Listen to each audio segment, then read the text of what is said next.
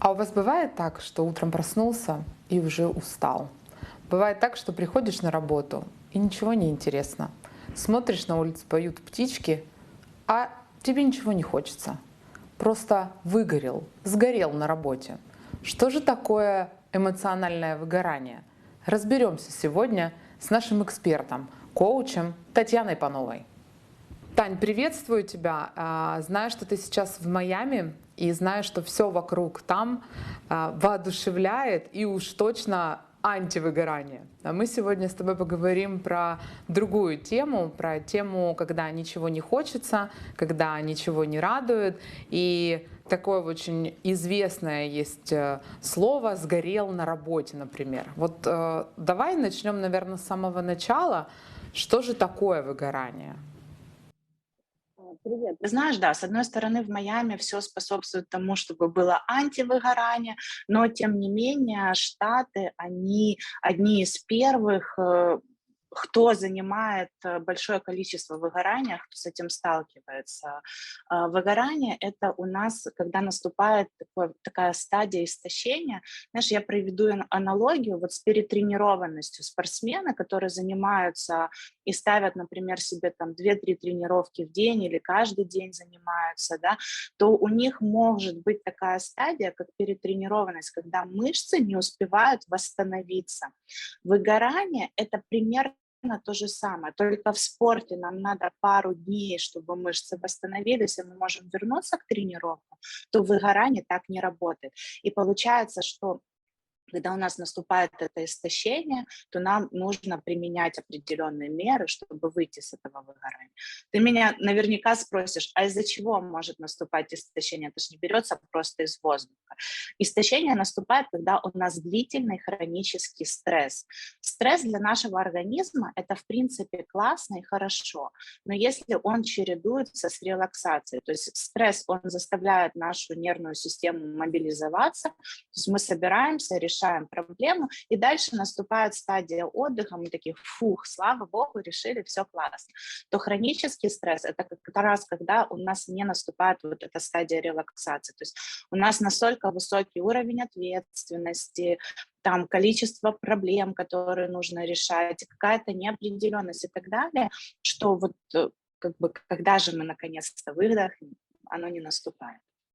Тань, ну вот часто же люди путают лень с выгоранием. Ну, бывает же такое, что вот пришел на работу, и ты понимаешь, что тебе вот нужно сделать какую-то работу.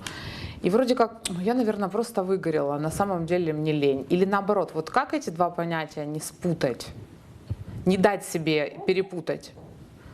Знаешь, бывают плохие дни, да, то есть бывают откровенно плохие дни, когда нам требуется усилия Геракла, чтобы встать с кровати, но выгорание — это когда плохой день сменяется плохим днем, то есть когда у нас просто нет сил ни на что.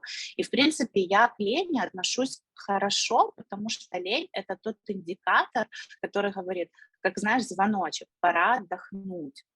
То есть если тебе лень заниматься своей деятельностью или там лень что-то делать, то это говорит о том, что отдыхай, надо на отдых, надо дать себе паузу, сделать перерыв. Ты знаешь, мне кажется, что в наше время такого перфекционизма и идеальности это достаточно сложно сделать, но спасибо за рекомендацию дать себе отдохнуть. Мне очень нравится эта рекомендация. Скажи, пожалуйста, если вот я уже поняла, что у меня выгорание, что мне нужно сделать? Сразу бежать в отпуск или есть какие-то еще способы? Знаешь, вся фишка этого выгорания в том, ну, выгорание давай разделим. Есть профессиональное выгорание, и мы всегда, если мы говорим про выгорание, то, как правило, мы думаем, что это выгорание от работы. Но есть и выгорание от родительства, например, да, то есть когда у нас большой скоп обязанностей и так далее по воспитанию детей. И фишка в том, что когда ты понимаешь, что ты выгорела, ты уже находишься на третьей или четвертой стадии выгорания, когда тебе недельку или пару дней отдохнуть не поможет. И есть несколько стадий выгорания. Первая стадия выгорания — это называется такой медовый месяц, когда мы в восторге от своей работы, когда нам все нравится, мы приходим домой, мы продолжаем думать о работе, о каких-то проектах, как что сделать, где-то ответить клиентам и так далее. Или там зайти в рабочие чатики, посмотреть, что же там происходит. То есть нам это настолько все нравится, и мы прям вот как будто горим этой работой. И вот когда мы начинаем так сильно гореть, начинается первая стадия выгорания. И это как когда у человека есть зависимость, алкогольная, там, наркотическая, и он еще не признает, насколько эта зависимость вредит его организму. И вот с выгоранием примерно то же самое. То есть на первой стадии ты еще не понимаешь, что тебе это наносит вред.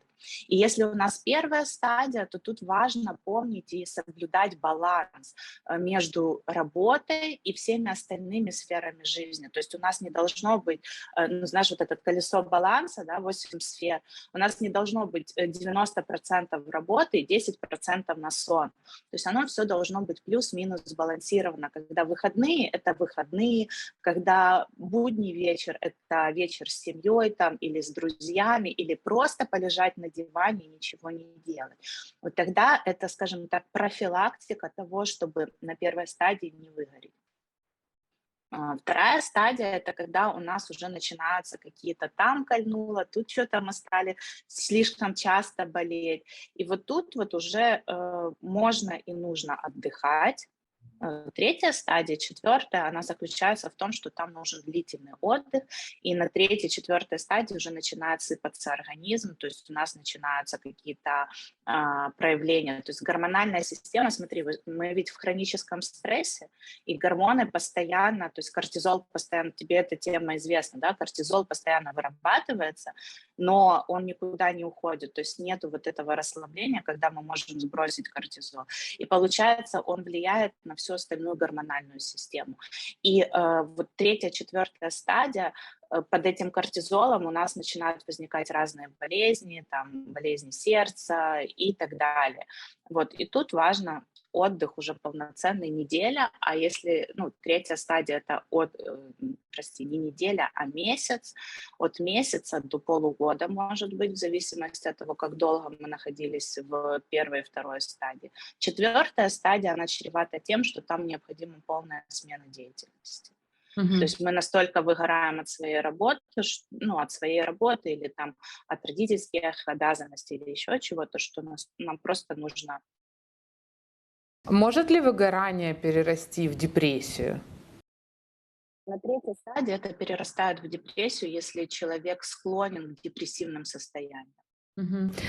Есть какая-то универсальная формула, чтобы, ну, я так понимаю, что мы все в любом априори случае находимся на первой стадии выгорания, да, когда влюбляемся в ту работу, которую мы делаем. Но мы сегодня будем говорить о выгорании именно в профессиональной области, потому что такая самая распространенная на самом деле тема и запрос. Есть какая-то универсальная формула, чтобы вот находиться в этой стадии или вообще не чувствовать вот выгорание, да, ну, что вот гореть все время тем, что ты делаешь? Баланс. Ну, одно слово — баланс. То есть держать на контроле, что расписание, например, с 9 до 6 работаю, значит, с 9 до 6 я отвечаю в рабочих чатах, да. Если мы говорим про выходные, то это информационный детокс, когда мы не проверяем почту, мы не заходим в чатики и так далее, да, то есть мы не делаем ту работу, которую мы любим и которая нам нравится. Это же не просто так придумали отдых, выходные и какой-то нормированный день. Мы можем работать бесконечно долго, но рано или поздно мы превратимся в этого а, лошадь, которую либо застрелить, либо все. То А, есть держать баланс. Смотри, ну я не знаю, как все, но я могу о себе говорить и о своих знакомых, о своих, опять же, там, родителях, о своем супруге. Очень часто, находясь на отдыхе, ты все равно мыслями находишься в работе. Как можно вот эту зацикленность из головы, как научить себя разделять работу и дом, чтобы во время того, когда ты отдыхаешь или находишься дома, у тебя в голове не было бегущей строки о сдаче проектов или еще о чем-нибудь? Связано с корнем все проблемы, я не очень люблю эту фразу, но тем не менее все проблемы в детстве. То есть посмотреть на свой прошлый опыт. Да? Мы не можем поменять прошлое, но мы можем вынести определенный опыт оттуда. И если мы с детства были приучены, что отдыхать нельзя, в каком смысле? То есть ты 5 дней ходишь в школу, после школы приходишь, делаешь уроки, после уроков нужно помыть там, помочь по дому, помочь с младшими, например, там еще что-то. Суббота, воскресенье — это либо какие-то опять домашние дела, либо кто-то выезжает там на дачу, где надо вспахать огород и так далее. То есть посмотреть, а был ли у меня отдых в детстве, ну, то есть меня приучали, и если ты понимаешь, что у тебя не было этого отдыха, то начать себя учить, знаешь, стать для себя вот этим заботливым родителем и отлавливать, так, там, Таня, ты сейчас думаешь о работе? Стоп, девочка моя, выдохни. Работа, она никуда не денется. Сейчас ты отдыхаешь, чтобы классно потом работать. Да? То есть тут посмотреть, какие убеждения. Почему для тебя так важно вот во время отдыха думать о работе? Что там такого случится, что без тебя ну, оно все пропадет, что ли? То есть снять корону, может быть, где-то, да, если она поджимает на отдыхе, потому что ну, почему мы так думаем? Ну, вот мы царь и бог. То есть все без нас сгорит и пропадет. Или второй вариант может быть, что мы не успеем, да, то есть нам кажется, что мы не успеваем, нам нужно быстрее, больше, дальше, лучше. То есть это вот про перфекционизм, когда нужно было учиться там только на одни пятерки. И если ты на пятерке не учишься, то все, плохой человек. Мгм. Да, есть. Ты говоришь, и я прям в некоторых словах себя сразу вижу. Хорошо, вот все, у нас выгорание. Что дальше с этим делать? Как вернуться? Попросить о помощи. Ну, просить о помощи не стыдно, да, то есть обратиться к специалисту, обратиться к психологу. Понимаешь, проблема еще выгорания в том, что хоть это и внесено в МКБ-11, то есть это международная классификация болезней, но тем не менее это не является болезнью, то есть это не приравнивается к тому, как вот там, не знаю, инфаркт, инсульт и так далее. Но, тем не менее, симптомы у выгорания физические могут быть такими же, как и у любой болезни. И получается, когда мы на третьей стадии уже, когда все капец, мы приходим к врачу, то врач начинает лечить какие-то отдельные симптомы, но он не смотрит в целом. Поэтому тут важно работать с двух фронтов. То есть, с одной стороны, смотреть на психологическое здоровье ментальное, то есть идти к психологу или даже, может быть, к психотерапевту, медикаментозно подключаться, если у тебя депрессия. А с другой стороны, лечить и физические симптомы, то есть с врачом, скажем так, классического понимания. Может быть, есть какие-то техники, с которыми, которые помогут избавиться, да, от выгорания? Или есть только один путь — это профессиональная помощь? Скажем так, с профессиональной помощью этот путь ускоряется, да, то есть самолечение, ну, как бы оно, мы же не врачи, да, поэтому всегда нам говорят, не занимайтесь самолечением. Но мы говорим о каких-то таких профилактических мерах, да, помнить, что выгорание — это последствия хронического стресса.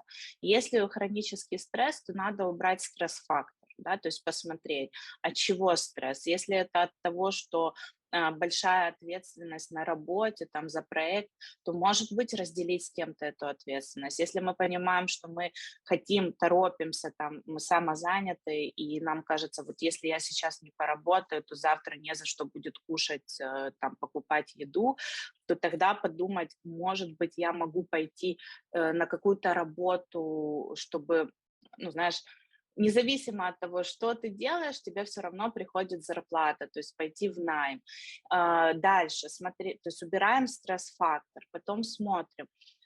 Кроме того, чтобы убрать стресс-фактор, нужно научиться расслабляться, то есть помочь своей нервной системе замедляться, это могут быть какое-то занятие спортом.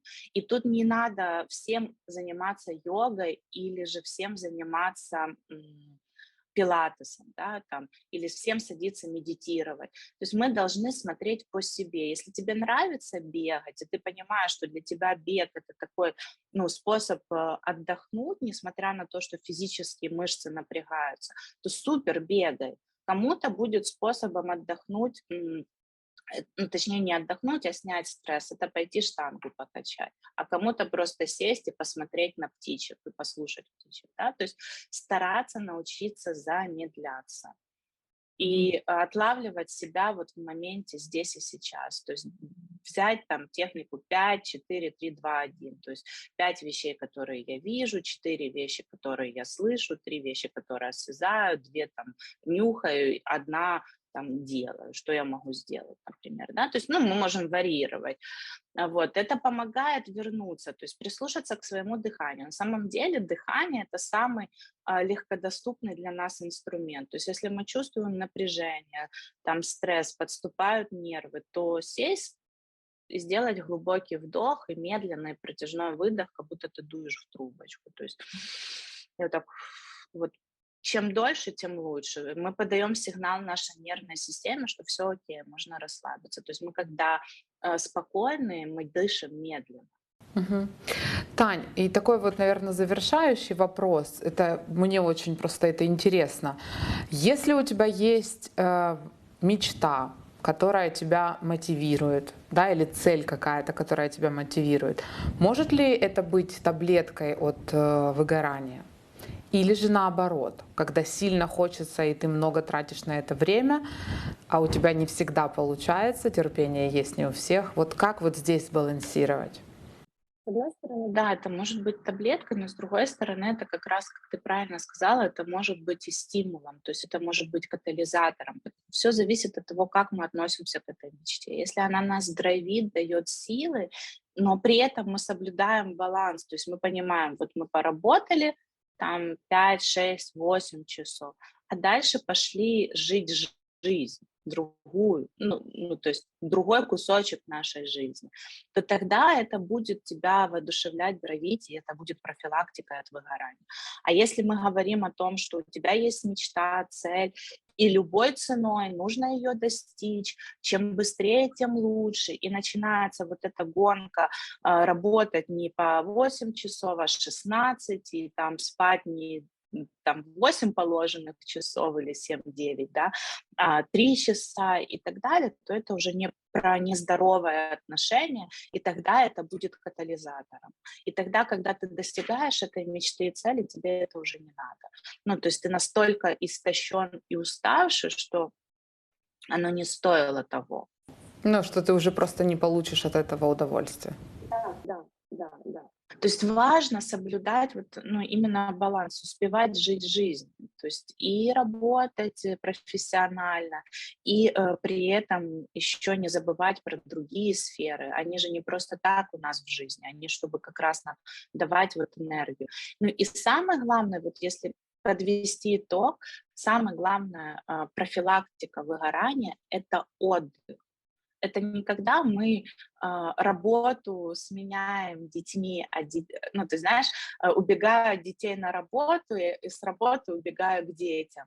Да? То есть когда у нас есть время в течение дня, когда мы можем лечь, полежать, просто посмотреть в одну точку, и это не делает нас какими-то лентяями, тунеядцами и так далее. Трудоголизм ведь сейчас очень поощряется.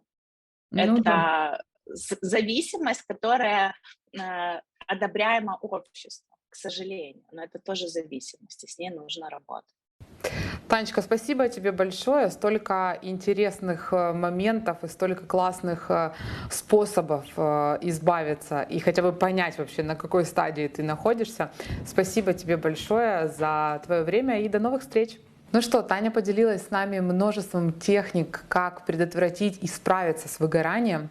Если вы хотите больше техник от Тани, пишите в комментариях, и мы обязательно сделаем еще одно, а может быть и не одно, видео вместе с Татьяной. Мы сегодня затронули тему выгорания на работе. Типов выгорания огромное множество. Мы подготовили для вас очень интересную статью на нашем сайте. Ссылку я оставлю в описании под видео. Как вы уже знаете, выгорание и стресс идут рука об руку. Мы уже записывали несколько видео касательно того, что такое стресс и как с ним бороться. Подписывайся на наш канал и не пропусти новые видео на самые важные темы. Давайте вместе будем узнавать, что же говорят врачи. Ну а мы с вами увидимся в новом видео.